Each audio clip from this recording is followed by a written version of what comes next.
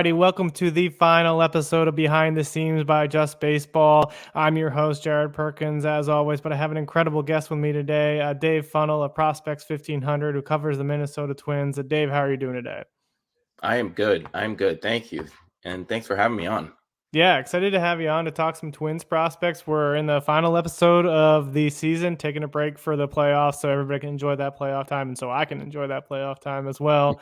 But we have one more interview for the fans, Cory Lewis, who's a pitching prospect with the Minnesota Twins, which we'll get to in a second. But Dave, we want to have you on just to give a little bit of overview of the Twins farm system and some of your thoughts on the state of the farm currently. Yeah, sure. Yeah, let's talk the Twins.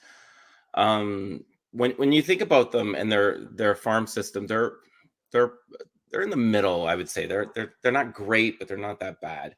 They're about in the middle. And I know Pipeline has them ranked in around 15 or 16. Same with Fantrax. Yeah.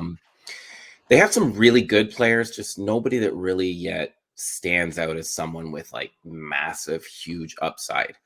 I know they were hurt a lot last year because they had a lot of injuries, like the Twins did. So they had to call up people like Nick Gordon, Jose Miranda, Celestino, Winder, and they just weren't ready. So they had to like go through their farm system, and it kind of depleted it for a bit.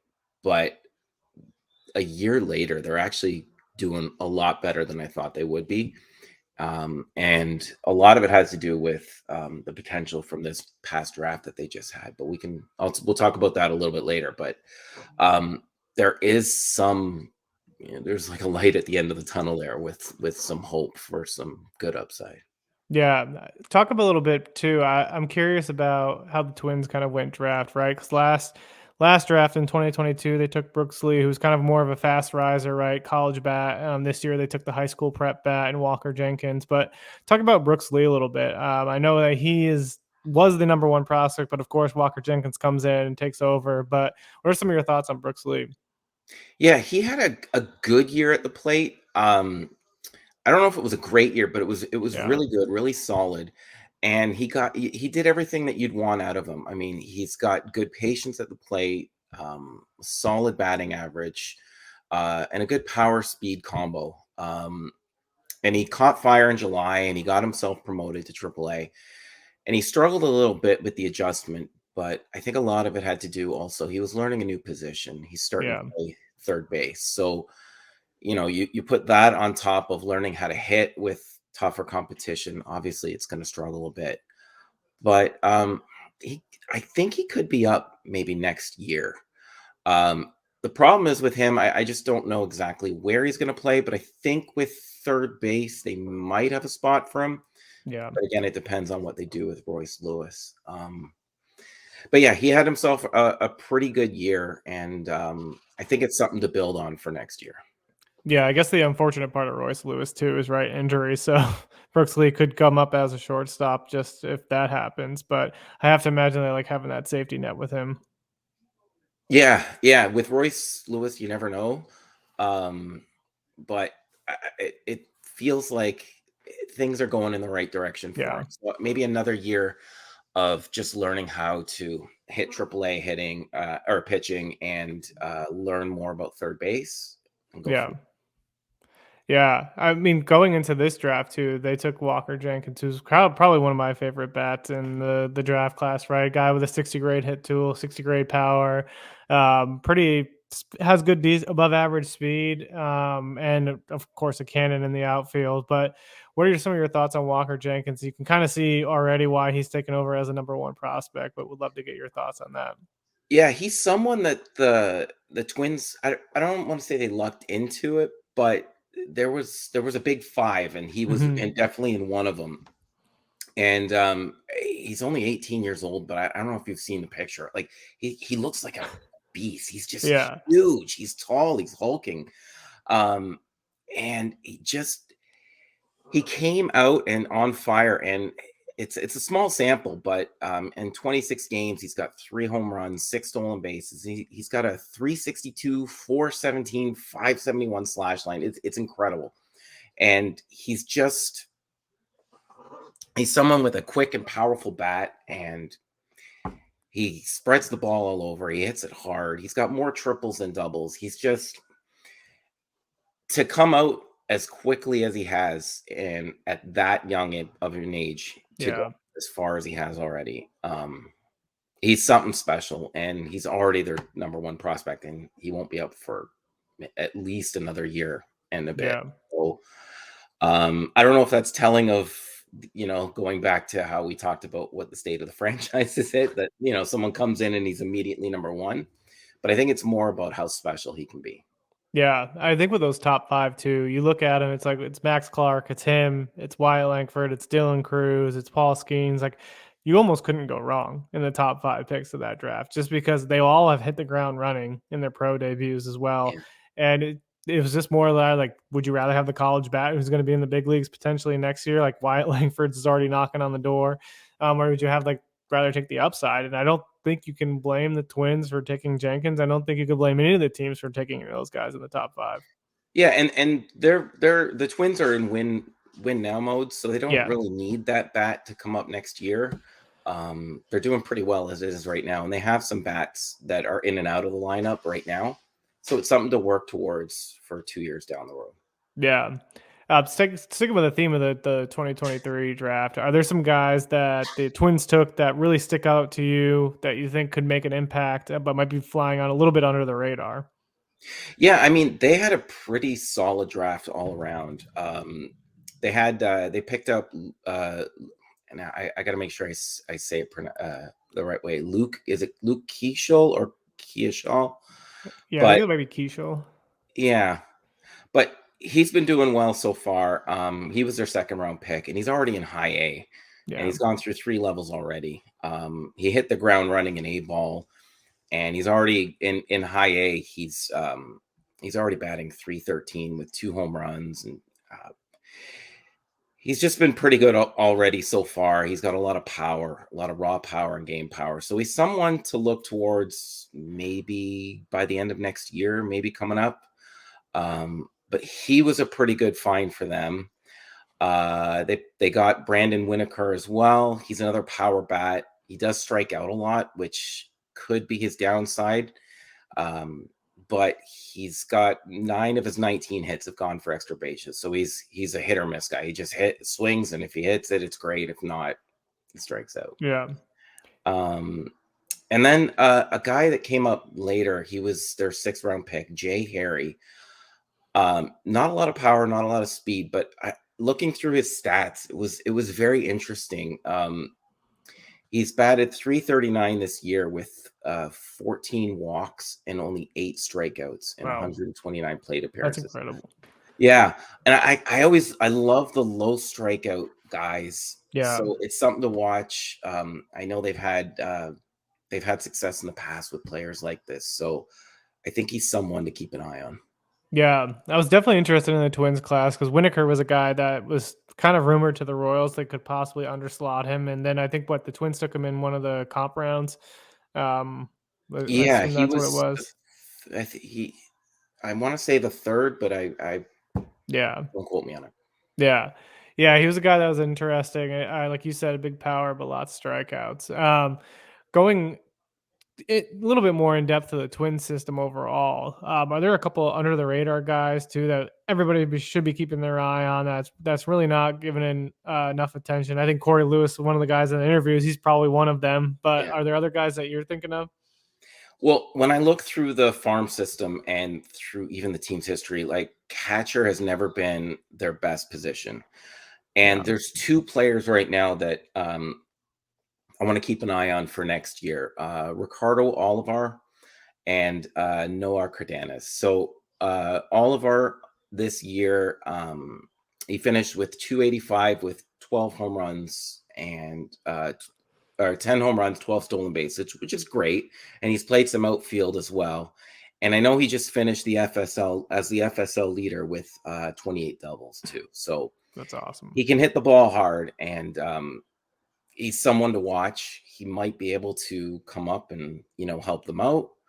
And then Cardenas, he had a decent year, 3 home runs, 9 stolen bases, did well, but he's more of a play caller, and he's good with the pitching behind the plate.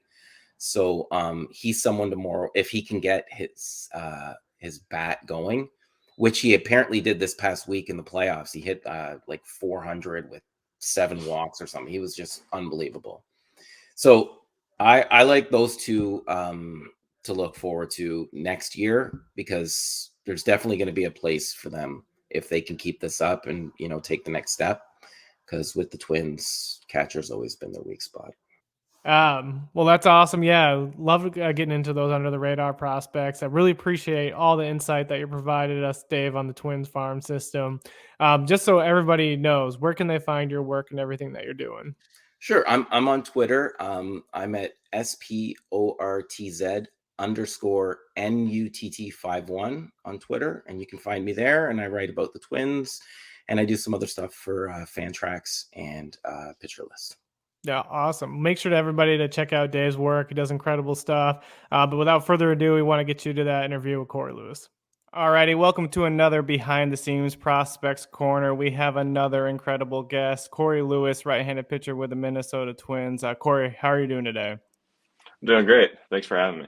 Yeah, we're really excited to have you on. You have like a unique career going on that not many people who are developing as a prospect really have going. But just for the people who don't know you, just give a little background on yourself and kind of how your journey started in professional baseball. So I got drafted out of college. I went to UC Santa Barbara. I was there for 3 years, one of them being the COVID year. So basically 2 years. Didn't really start my freshman year. Started my sophomore year and my junior year. Had pretty good years both years, and that got me here to the Minnesota Twins in the 9th round of the 2022 draft. Yeah. Awesome. So, yeah, talk about the draft process a little bit. I know every guy has a little bit of a different experience. I worked baseball opposite the University of Nevada, Reno for a while, and it's like guys were always like, "Oh, people are calling us, telling us that we're going to get picked here, but then we don't." What was your draft process like for you? yeah, especially sorry, that got off track. No. I didn't think it was too crazy. Like I always had like a pretty good understanding where I was going to go. I knew I was going to fall into day 2. I knew I wasn't a day 1 guy. And I didn't want to get stuck up with like what everyone was telling me, because it's like draft day is just so crazy. So yeah, I just kind of sat around till round 9 and got the call, and I was like, yeah, I'll go with the Twins. That's awesome. Talk about a little bit how your transition has been to pro ball, right? There's always that going from being like kind of the big fish in a small pond, then to all of a sudden kind of just being with everybody's uber talented. So what's the transition been like for you? I think it's been pretty easy. Yeah. I think it's just playing my own game. Like obviously there's been changes to that, whether that be from pitches or like what pitches are being thrown at certain times. But yeah, I think the biggest change has just been attacking hitters the same way. Not really falling into that thought of, oh, he's so much better than me when we're in the same. I mean, we're in the same league. I mean, we're all super talented. So it's just having confidence in yourself and just doing what you're supposed to do. Yeah, I think that's incredible. The one thing I want to touch on too is kind of your pitch mix, right? You have a fastball, curveball, changeup, knuckleball. Is that right? The 4 pitches And a slider. and a slider. Okay, nice. So having that mix of pitches, what's been? I mean, I assume the knuckleball's got to be one of your favorite, but what's one of your favorite pitches to kind of go to? I mean, yeah, the knuckleball is obviously probably my favorite. Just because the reactions you get from the hitters and the catchers and even the umpires sometimes, like in between innings for substance checks, they're like, "Dude, what the heck is that?" I'm like, "Yeah, it's real." Yeah, touch on that a little bit too, because I know there wasn't many knuckleballers left, right? Mickey Jonas was one of the last ones, I think, that pitched with the Orioles in the big leagues with the knuckleball.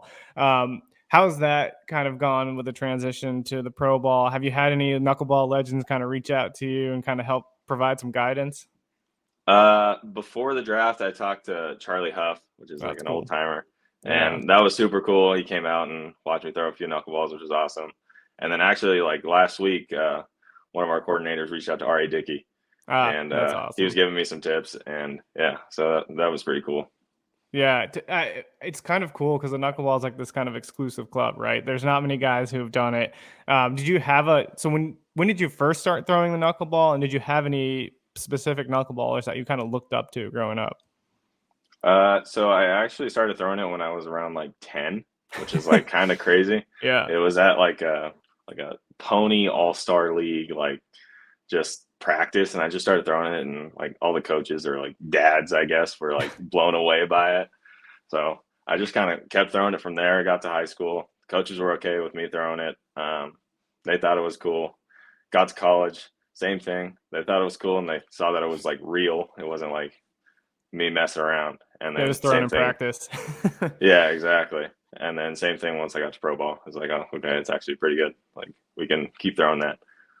Yeah, what's the velocity on it usually for you? It's been like 83 to 87. So like That's pretty good. 87, That's 86 is like higher really than most hard. people. Yeah. Yeah. And then you have a low 90s fastball, right? Or you've been hitting mid 90s with it. That's got to be like really throw people off a lot. Yeah, especially like seeing the no spin. I would assume from a hitter's standpoint, it's like, what the heck is that? But Yeah. Because I remember when Wakefield he threw like it was like what, 60, 70 mile an hour knuckleball. And he yeah, only threw like an 80 mile an hour fastball. yeah. So did you have a knuckleball pitcher that you like kind of idolized growing up that really, was there a guy that you watched and you're like, oh, I want to do this? Looking back, not really that I can remember. I think it just kind of happened. But like at the time, R.A. Dickey would have been in the league, or even like Stephen Wright later on. But yeah, those two were probably in their prime when I was growing up. So yeah.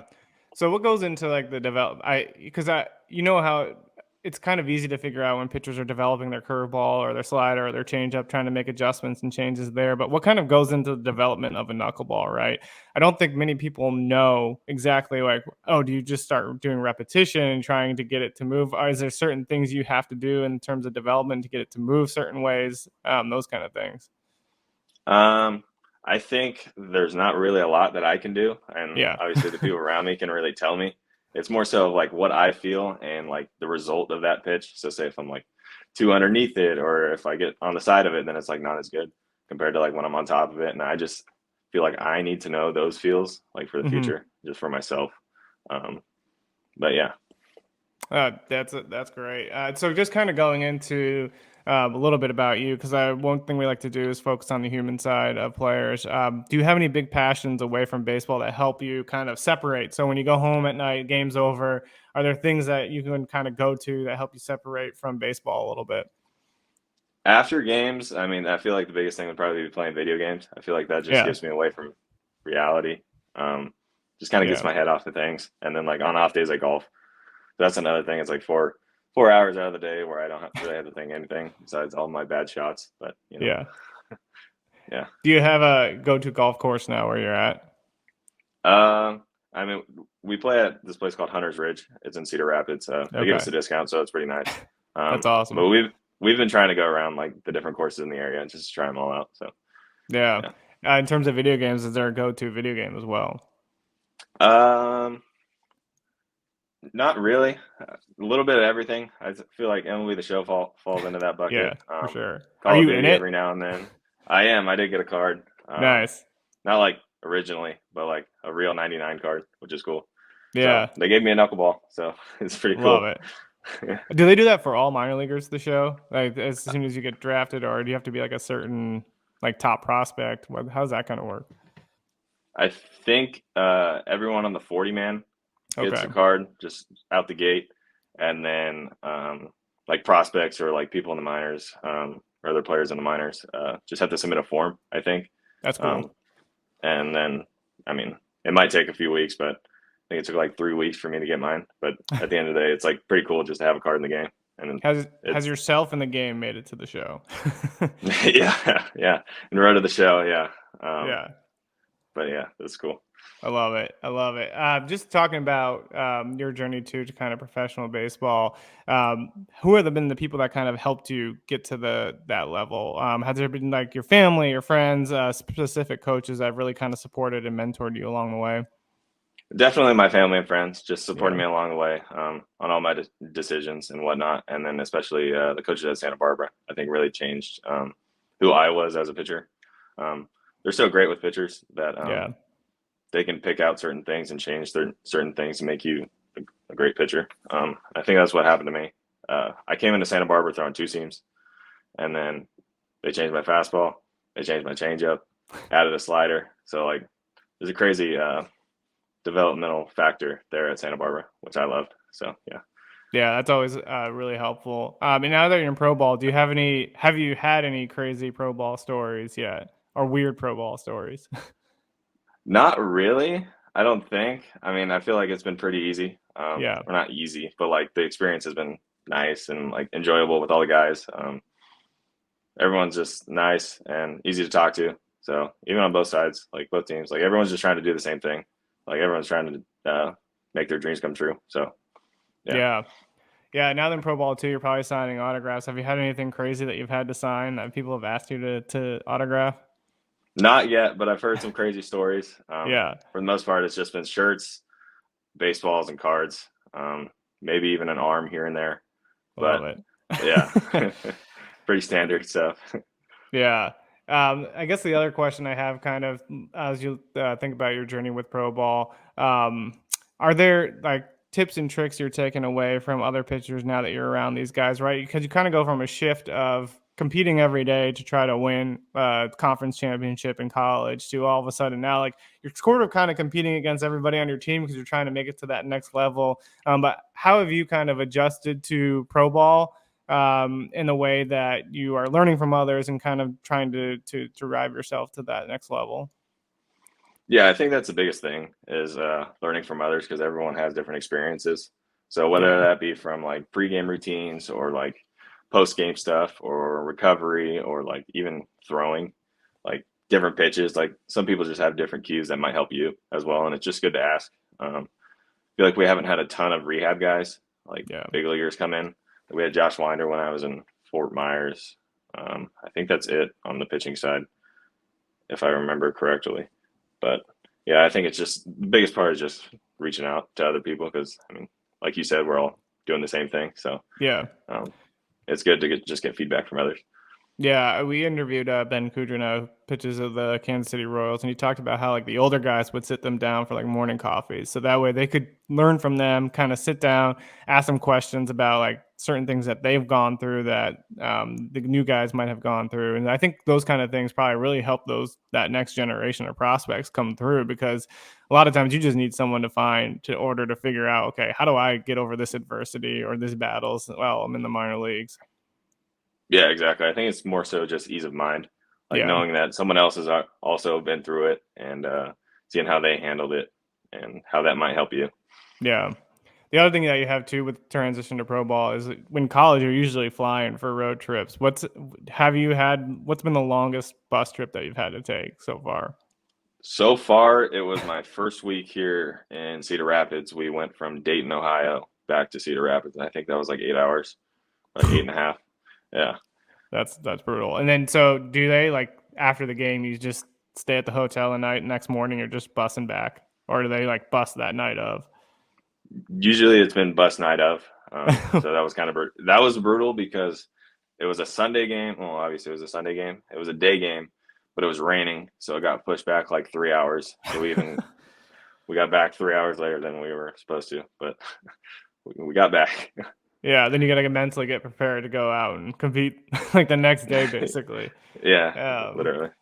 Kind of dive into the last two questions. The first one I always ask is kind of a fun one. But is there a go-to restaurant that you have now that you're in Cedar Rapids, or when you're back home, just kind of out from the off season? Are there some like specific restaurants you're like, oh, I got to hit those up? Well, being from California, I think the biggest one is In and Out. Oh yeah, yep, Yeah, don't get it much out here or being on the road. So whenever I get back, that's probably the first spot that I think about. That's the first place I went back for the All-Star break day of, right when I got back from the flight, went to In and Out. But in Cedar Rapids, I mean, not a ton of options, I think. yeah, I mean, I haven't really reached out that much. But there's a place called Bohemia. They got good coffee and breakfast items, so it's been pretty good. I gotta ask. I'm from Arizona, so I was always in on the In and Out too. What's the go-to In and Out order? I get a 3x3, grilled onions, fries, and then just a drink. I Fries haven't animals. really, yeah, I was getting there. I haven't really gotten there but sometimes animal style burger, not fries. Yeah. Just I standard. haven't done animal style, I don't think, ever. I just Really? go with kind of the original, but The original is just so good. I mean, I feel like it's hard to mess up. yeah. The last question we always ask, just because we want this podcast to be an awesome thing for fans to kind of get a peek behind the human beings, but we also want for future athletes to be able to learn some lessons and get some advice from some of the pro guys. So if you had like one piece of advice for the next generation of baseball players who might be on the same journey as you are, trying to make it in college, trying to make it in the pros, what would that one piece of advice be? I would say that just keep doing you. I mean, there's a reason why you've had success in the past, and there's a reason why you're going to have success in the future. Is just believe in yourself, have confidence in yourself, and just keep doing what you're doing every day and follow your routines, and hopefully that'll get you where you want to go. Yeah, I think that's great because we interviewed Bryson Motts, and he said one of the big pieces of advice he got when he first got to Cardinals camp was like, everybody's going to give you advice on what you need to do for your career. Find what works for you and kind of trust your stuff, but also find those things that you can learn that kind of can take you to the next level, and find what doesn't, and then make sure you don't do those kind of things anymore. Yeah, exactly. That's a good point. Just finding what works for you is probably the biggest thing, because there's a lot that goes into it. A lot of people telling you different things, and it's kind of up to you to find out what's best for yourself. So yeah. Yeah. Oh, Cory, we can't thank you enough for taking the time to join us. We're wishing you nothing but success for the rest of this year. I know you all are wrapping up pretty soon, got about a month left, but wishing you nothing but success going into 2024 too. Thank you.